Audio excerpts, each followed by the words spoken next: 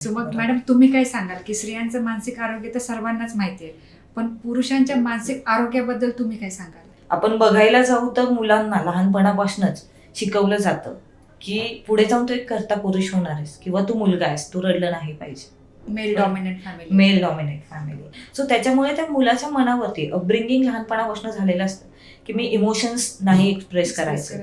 मला जरी रडायला आलं तर मी रडलं नाही पाहिजे कारण मी वीक दिसेल. बरोबर, मी घरातला कर्ता पुरुष आहे, मी जर वीक झालो तर बाकी फॅमिली वीक होणार आहे. त्यामुळे मग काय होतं की इनडिरेक्टली कुठे ना कुठे सबकॉन्शियसली मेल खूप जास्ती मानसिक आरोग्याला सफर होतात.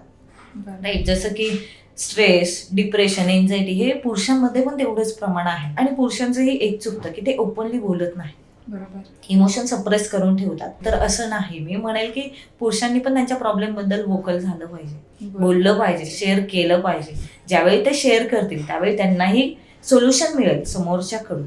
असं नाही की स्त्रिया समजून घेत नाही, त्या समजून घेतात, पण जोपर्यंत तुम्हीही बोलणार नाही तोपर्यंत तुम्हाला तो वाव मिळणार नाही.